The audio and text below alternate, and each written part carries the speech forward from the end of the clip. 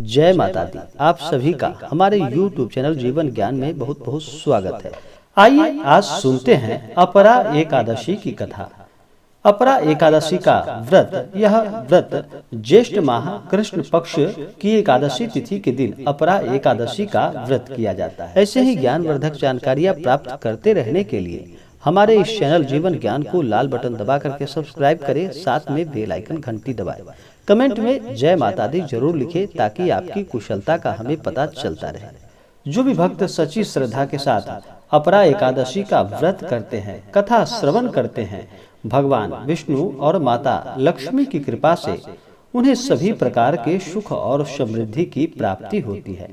तो आइए सुनते हैं अपरा एकादशी की कथा। तो बोलिए प्रेम से भगवान विष्णु की जय, माता लक्ष्मी की जय। बहुत समय पहले की बात है।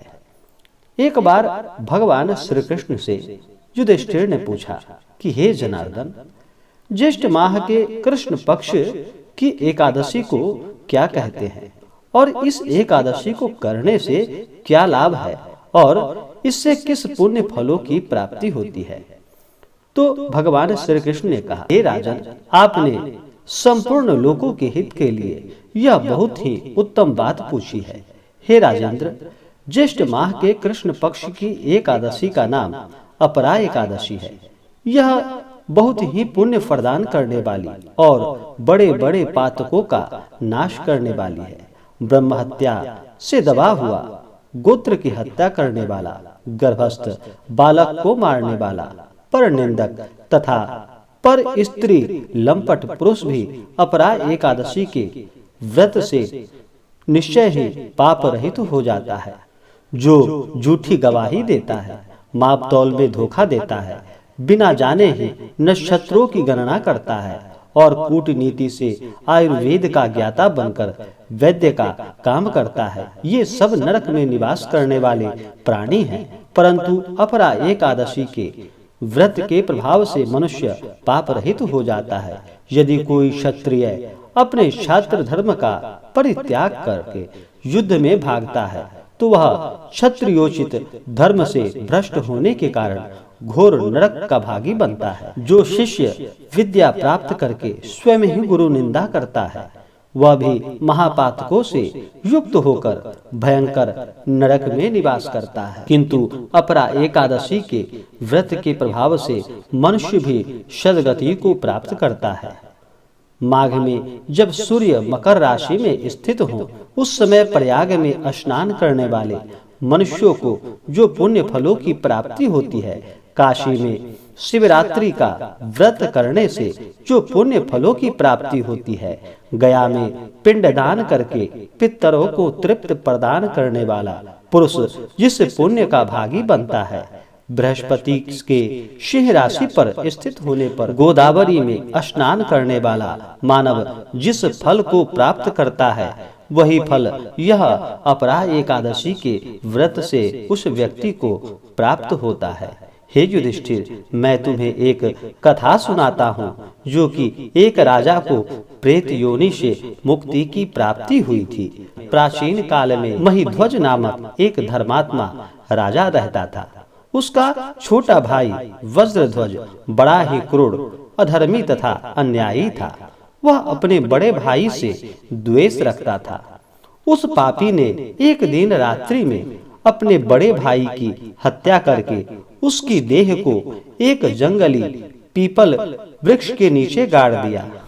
इस अकाल मृत्यु से राजा प्रेतात्मा के रूप में उसी पीपल पर रहने लगा और अनेक उत्पात करने लगा।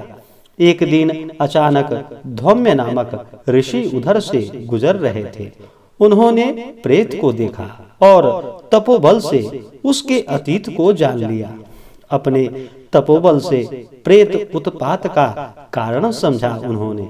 ऋषि ने प्रसन्न होकर उस प्रेत को पीपल के पेड़ से नीचे उतारा तथा परलोक विद्या का उसे उपदेश सुनाया। दयालु ऋषि ने राजा की प्रेत योनि से मुक्ति के लिए स्वयं ही अपरा एकादशी का व्रत किया और उसे अगति से छुड़ाने को उस व्रत का पुण्य उस प्रेत को अर्पित कर दिया। इस पुण्य के प्रभाव से राजा की प्रेत योनि से मुक्ति हो गई। वह ऋषि को धन्यवाद देता हुआ दिव्य देह धारण कर पुष्पक विमान में बैठकर स्वर्ग लोक को चला गया। धर्मशास्त्रों के अनुसार अपरा एकादशी व्रत करने से गर्भपात, ब्रह्म हत्या, राक्षस योनि, झूठ, बुराई व अन्य पापों से मुक्ति मिलती है। इस व्रत को करने से मनुष्य को तीनों पुष्करों में स्नान के समान, गंगा जी के तट पर पिंडदान के समान और कार्तिक माह में स्नान के समान, सूर्य ग्रहण में कुरुक्षेत्र में यज्ञ, दान एवं स्नान के पुण्य के समान फल की प्राप्ति होती है। जो व्यक्ति पूरे विधि विधान से अपरा एकादशी का व्रत करता है उसे सौभाग्य की प्राप्ति होती है, पापों से मुक्ति तथा मृत्यु के बाद भगवान विष्णु को धाम को प्राप्त कर पाता है। हे राजन, इसी प्रकार से उस राजा ने अपने सभी पापों से मुक्ति पाई और भगवान विष्णु की कृपा से उसे परम गति प्राप्त हुई। तो बोलिए प्रेम से भगवान विष्णु की जय, माता लक्ष्मी की जय। इस बार अपरा एकादशी का व्रत 6 जून 2021 दिन रविवार को किया जाएगा। एकादशी तिथि प्रारंभ समय 5 जून 2021 सुबह 4:08 और एकादशी तिथि की समाप्ति 6 जून 2021 सुबह 6:20।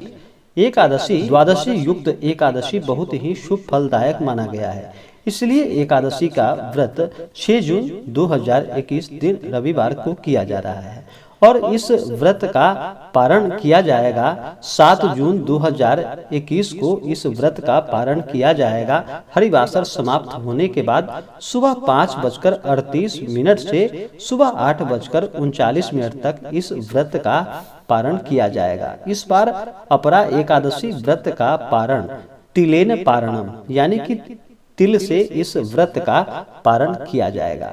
जो भी भक्त अपरा एकादशी का व्रत करते हैं उन्हें दशमी की रात्रि से ही व्रत के नियमों का पालन करना चाहिए।